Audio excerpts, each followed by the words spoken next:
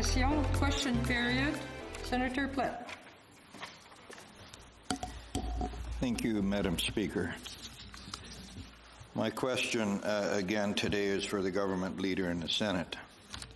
Leader, on Saturday past, almost 550,000 people in the United Kingdom received their first COVID-19 vaccination.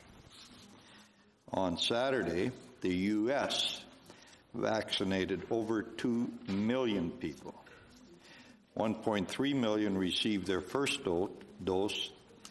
720,000 received their second dose. Yesterday, Canada vaccinated just under 13,000 people.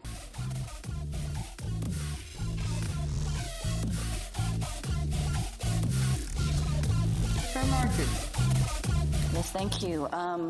My question is also related to vaccines, and I share this sort of waning confidence in the government's ability to manage all sorts of things, including the vaccine rollout. Now, it came as a surprise last week when the Trudeau government announced that it would be receiving millions of doses of the AstraZeneca vaccine through Covax. This is a global vaccine sharing program primarily designed to help low and middle income countries receive an equitable share of COVID-19 vaccines. And to date, Canada is the only G7 country to access vaccines through Covax. So, Leader, this vaccine does not yet have approval in Canada.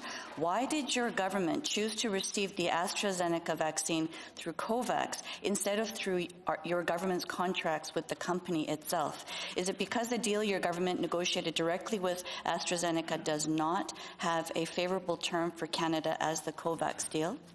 Senator Gold. The short answer to your last question is no, and I think it's important for senators and Canadians to understand more than has been regularly reported about Covax. Covax is an important program to help developing countries have access when they don't have the ability, as Canada does, to sign and afford to sign agreements with large numbers of pharmaceutical companies, as Canada has done, including the ones that you referred to. Canada, behind the UK, was the second largest contributor to Covax. It contributed a significant amount of money, more than and proportionately than others. And the agreement under which Canada financed Covax had two aspects. It allowed Covax the buying power to procure large sums of vaccines for the benefit of developing countries who would not otherwise have access to that. But it also clearly provided that contributing countries, and proportionate to their contributions, also had the ability to acquire through the Covax process certain numbers of vaccines. The advanced market commitment process, which benefits all countries, if my numbers are accurate, can provide for 2 billion doses of COVID for the world. Canada will be receiving 1.9 million doses under the terms of that arrangement, that flowed directly from its enhanced contribution to the program itself. Yes, I'm not sure if I understand your explanation in that we are the only G7 country to do so, and it'd be interesting to see the contributions of the other countries compared to Canada and the fact that they're not doing this. So, Leader, Oxfam and Doctors Without Borders are among the groups which have criticized your government's decision to obtain vaccines from Covax at this time. Yesterday, the South African government announced that it would suspend use of the AstraZeneca vaccine due to data which suggests it's not as effective against a variant which is dominant in that country.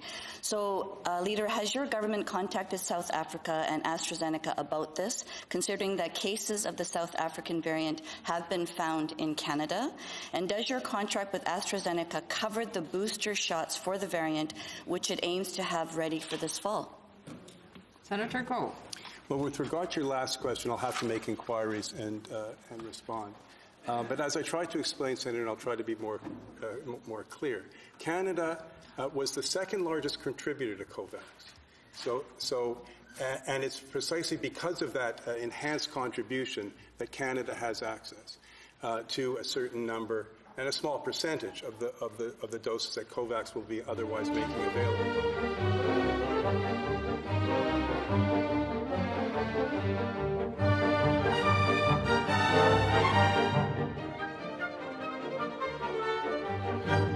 Pfizer and Moderna's cut Canada's vaccine shipments this month. The government is taking vaccines from a program that was intended to help the poorest countries in the world. The domestic vaccine production the Prime Minister announced last week won't be ready anytime soon, Leader. This is a failure on top of a failure on top of a failure. How can we believe that all Canadians will be vaccinated by September when we are already so far behind?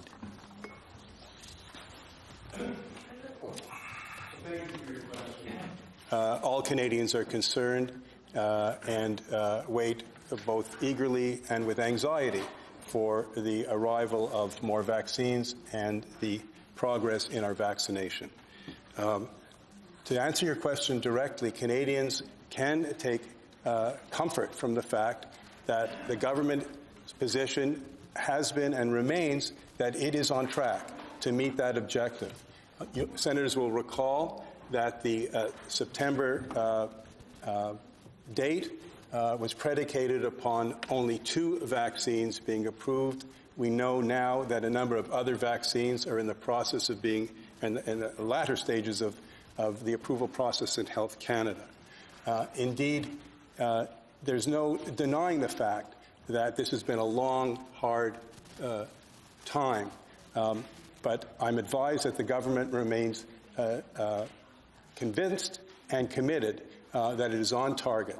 And as ministers have, I will use a sports analogy, but it's an apt one, that we have to view this, despite the anxiety, no doubt, that delays produce, as a marathon, not as a sprint. We're still relatively early in the year. The government is confident that it will meet its targets. Senator Plett. The government may be confident, and I too would like to be confident and trust the government's timetables for vaccinations. But what I have seen so far makes that very difficult, if not impossible, to have any confidence. Last week, the Trudeau government removed its Moderna delivery forecast for February 22nd from Health Canada's website. And after the Prime Minister told Canadians 20 million doses of AstraZeneca would arrive by June, the Public Service corrected him and said they would arrive sometime between April and September.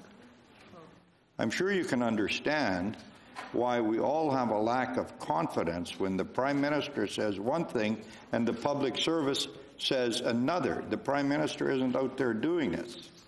Leader, how will your government meet its goal of vaccinating 3 million Canadians by the end of March when you cannot tell the provinces with certainty how many doses they will even get over the next couple of weeks? Well, thank you for the question.